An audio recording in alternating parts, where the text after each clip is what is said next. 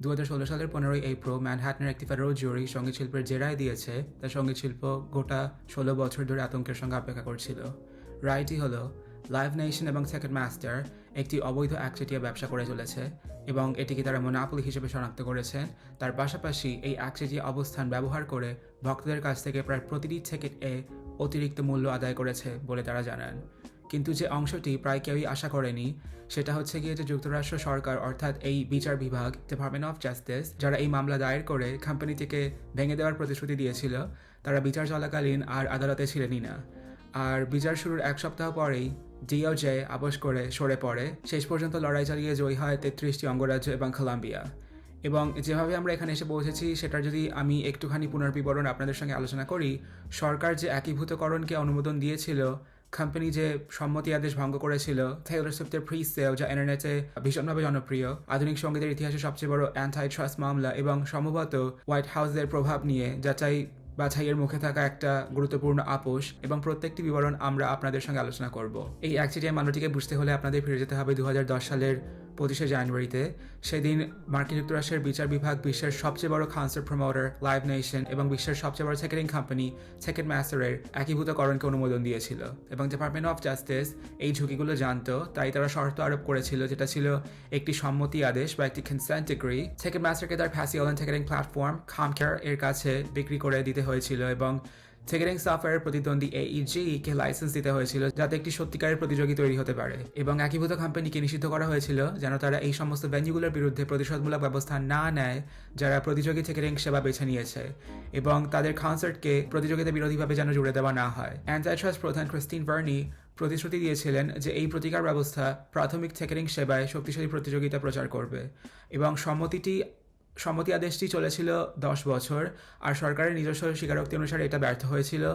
2019 সালের ডিসেম্বরে ডিওজে ঘোষণা করে যে লাইভ নেশন বরাবর এই আদেশ লঙ্ঘন করেছে এবং যেসব ভেন্যু অন্য টিকেটিং কোম্পানিগুলোর সেবা ব্যবহার করতে সাহস করেছে তাদের কাছ থেকে কনসার্ট আটকে রাখার হুমকি দিয়ে তারা এই লঙ্ঘন করেছে এবং মামলা করার বদলে ডিওজে আদেশটি সংশোধন করে 2025 সাল পর্যন্ত বাড়িয়ে নেয় একজন স্বাধীন মনিটর নিয়োগ করে এবং প্রতিটি লঙ্ঘনের জন্য স্বয়ংক্রিয়ভাবে জরিমানা বিধান যোগ করে। 2020 সালের জানুয়ারিতে সংশোধিত রায় কার্যকর হওয়ার সময় অ্যান্টি-ট্রাস্ট প্রধান ম্যাককেন ডেল রাইম বলেন লাইভ নেশন আদালত এবং আমেরিকান জনগণের কাছে দেওয়া তাদের প্রতিশ্রুতি ভঙ্গ করেছে এবং সমালোচকেরা এটাকে খানিকটা স্ল্যাপ ওয়ান দ্য রিস্ট হিসেবে অভিহিত করেছেন এবং তাদের সঠিক প্রমাণিত হতে খুব একটা বেশি অপেক্ষা করতেও হয়নি। এবং আমরা যদি দ্রুত এগিয়ে যাই 2022 সালের 15 নভেম্বরে টেইলর সুইফটের এরাস ট্যুরের প্রি সেল টিকেট মাস্টারে শুরু হয় এবং সিস্টেম ভেঙে পড়ে।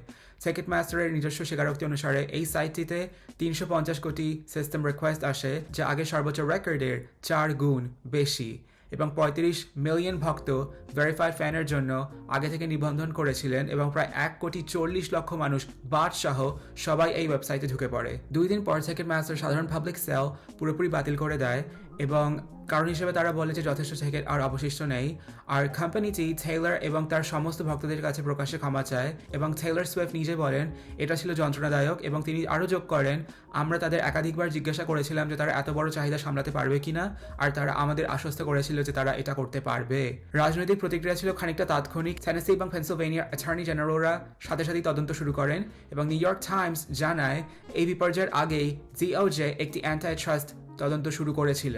এরপর আসে 2023 সালের 24শে জানুয়ারি সেনেট জুডিশিয়ারি কমিটি একটা শুনানি করে যার শিরোনাম ছিল আক্ষরিক অর্থেই দ্যাটস দ্য টিকেট এবং সেনেটর এমি ক্লোবিশার লাইভ নেশনের প্রেসিডেন্ট এবং CFO জো বার্সটোলকে বলেন এটা হচ্ছে কি মোনোপলির সংজ্ঞা, কারণ লাইভ নেশন এতটাই শক্তিশালী যে তাদের চাপ প্রয়োগ করারও দরকার হয় না, হুমকি দেওয়ারও দরকার হয় না, মানুষ নিজে থেকেই তাদের কাছে চলে আসে। এবং সেনেটর রিচার্ড ব্লুমেন্থাল অবাক হয়ে যান এই কথাটা শুনে এবং কোম্পানিটি রিপাবলিকান এবং ডেমোক্র্যাটদের একেবারে ঐক্যবদ্ধ করেছে এই কারণে। টেইলর সুইফটের গানের লাইন উদ্ধৃত করে তিনি বলেন টিকেট মাস্টারের উচিত আয়নায় তাকিয়ে বলা আম দ্য প্রবলেম ইটস মি এবং তারপর বার্চোল্ড ক্ষমা চান এবং শিল্প পর্যায়ের বাট আক্রমণকে দায়ী করেন এবং প্রমোটার জেরি মিকলসন তা মানতে রাজি ছিলেন না এবং তিনি বলেন টেইলর সুইফটের সঙ্গে যা ঘটেছে তার জন্য আপনি বাটদের দোষ দিতে পারবেন না, এর পিছনে আরো অনেক কিছু রয়েছে যেটা আপনারা শুনতে চাইছেন না।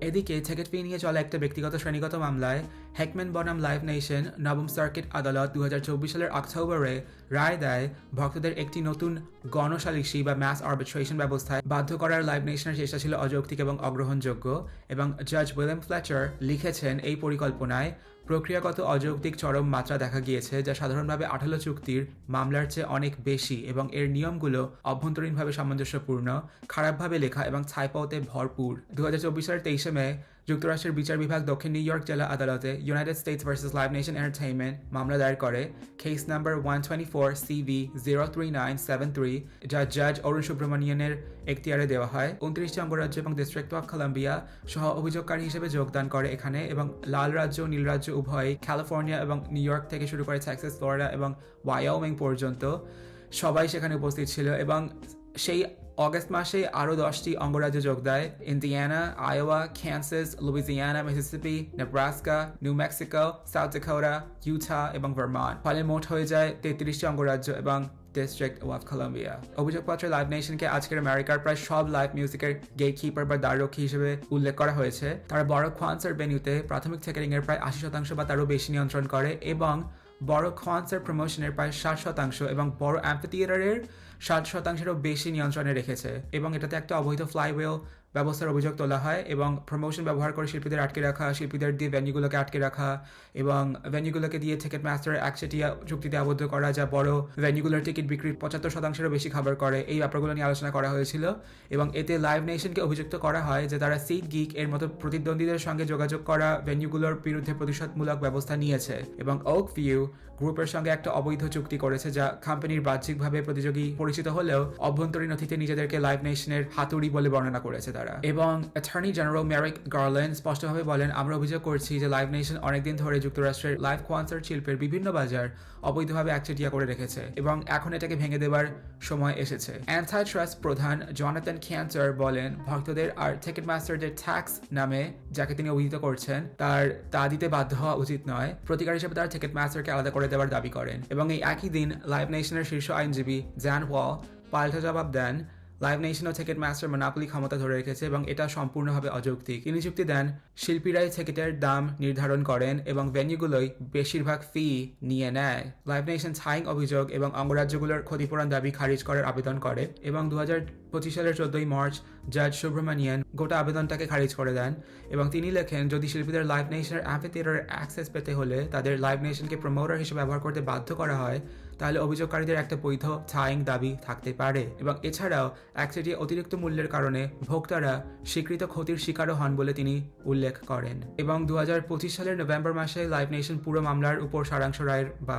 সামারি জাজমেন্টের জন্য একটা আবেদন করে, এবং 2026 সালের 18 ফেব্রুয়ারি জাজ সুব্রমণিয়ানের মামলার মূল অংশটি বিচারের জন্য তারা পাঠিয়ে দেন, এবং তিনি কনসার্ট প্রমোশনের একচেটিয়া অভিযোগ এবং ভক্ত সম্পর্কিত টিকেটিং অভিযোগ খারিজ করে দেন। তার পাশাপাশি তিনি বলেন, একটি যুক্তিসঙ্গত জুরি অবশ্যই এই সিদ্ধান্তে আসতে পারে যে শিল্পীদের লাইভ নেশনের অ্যাম্ফিথিয়েটারে প্রবেশাধিকার পেতে হলে তাদের লাইভ নেশনকে প্রমোটার হিসেবে বেছে নিতে বাধ্য করা হয়েছিল। এছাড়া টিকিট মাস্টারের একচেটিয়া চুক্তিগুলো জোর জবরদস্তির ফল কিনা নাকি সেটা ভেন্যুদের নিজস্ব পছন্দ, তার জুরিকেই সিদ্ধান্ত নিতে হবে। লাইভ নেশনের শেষ মুহূর্তের আপিল এবং বিচার স্থগিত করার আবেদনকে জিওজে বিলম্বের সবচেয়ে নির্লজ্জ প্রচেষ্টা বলে তীব্র সমালোচনা করেন, এবং জুরি নির্বাচন শুরু হয় 2026 সালের 2 মার্চ, এবং তারপর সবকিছুই খানিকটা বদলে যায়। এবং 2026 সালের ফেব্রুয়ারি মাঝামাঝি সময় বিচার শুরু করার কয়েক সপ্তাহ আগে ডিওজের অ্যান্টি ট্রাস্ট প্রধান গেল স্লেটার হঠাৎ করে পদত্যাগ করেন, এবং 2026 সালের 9 মার্চ বিচার শুরু হওয়ার এক সপ্তাহ পর বিচার বিভাগ আপোষ করে এবং কোম্পানি থেকে ভেঙে দেওয়ার দাবি প্রত্যাহার করে নেয়। কোনো অপরাধ স্বীকার ছাড়াই এই চুক্তি হয়, এবং সবচেয়ে গুরুত্বপূর্ণ বিষয় হচ্ছে গিয়ে যে টিকিট মাস্টারকে আলাদা করার কোনো ব্যবস্থা নেই।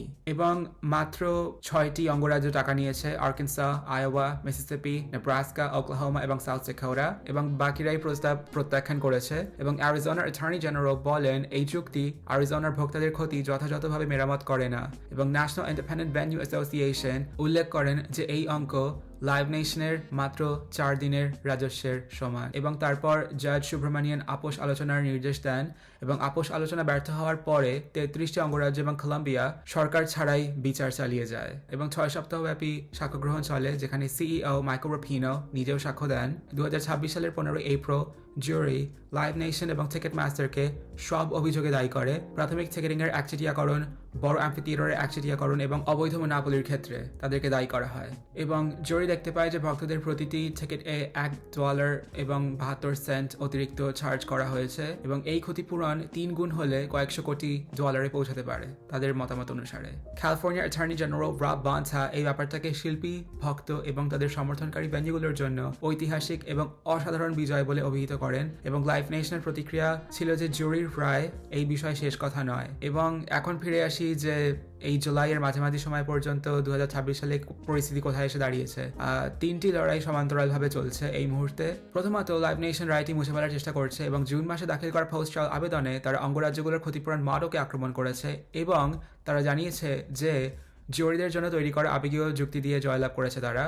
এবং অঙ্গরাজ্যগুলোর জবাব ছিল যে লাইভ নেশন যে মামলা ইতিমধ্যে হেরে গিয়েছে তারা তা আবার লড়াই করার চেষ্টা করছে এবং জাজ সুব্রমণিয়ান এটার প্রতি কোনো রায় দেননি। এবং দ্বিতীয় লড়াইটির মধ্যে ডিওজের আপোষ চুক্তি এখন একটা বিশেষ অ্যাক্টের অধীনে জনস্বার্থ পরীক্ষার মধ্যে দিয়ে যাচ্ছে এবং প্রস্তাবিত রায় 6ই জুলাই প্রকাশিত হয়েছে, যেটার উপরে যে কেউ 2026 সালের 4 সেপ্টেম্বর পর্যন্ত মন্তব্য করতে পারবেন এবং শুনানি আসছে এই সেপ্টেম্বর অক্টোবর এই মাসের মধ্যে। এবং তৃতীয়ত যে ব্যাপারটা নিয়ে আমি আলোচনা করতে চাই সেটা হচ্ছে কি যে জুন মাসে খোলা আদালতের নথিতে দেখা যায় যে চুক্তির টার্ম শিট স্বাক্ষরের কয়েক সপ্তাহ আগে রাফিনো প্রেসিডেন্ট ট্রাম্পের সঙ্গে দেখা করেছেন। কেলিয়ান খাম্বে এবং অন্যান্য পরামর্শদাতারা চুক্তিটি নিয়ে কাজ করছিলেন এবং হোয়াইট হাউসের কাউন্সিল অফিসেও এই ব্যাপারটার সঙ্গে জড়িত ছিল। এবং 16 জুলাই নিজে থেকেই অঙ্গরাজ্যগুলো আপোষ চুক্তি তদন্তের দাবি জানায় এবং তারা অভিযোগ করে যে এটা বিচার বিভাগের বাইরের ব্যক্তিদের প্রভাবে এবং প্রতিযোগিতা পুনরুদ্ধার বা বৃদ্ধি ছাড়া অন্য উদ্দেশ্যে প্রভাবিত হয়ে থাকতে পারে। এবং লাইভ নেশন এবং ডিওজে উভয়ই এর বিরোধিতা করেছে এবং পরবর্তী সম্মেলন আমরা দেখতে চলেছি 30 জুলাই এবং 2027 সালের ফেব্রুয়ারিতেও এই মামলাটি প্রসারিত হতে পারে। এবং এছাড়া আলাদাভাবে এফটিসি এবং 7টি অঙ্গরাজ্য টিকেট মাস্টারের বিরুদ্ধে প্রতারণামূলক মূল্য নির্ধারণ এবং বা সহায়তায় পুনর্বিক্রয় নিয়ে এখনও মামলা চালিয়ে যাচ্ছে।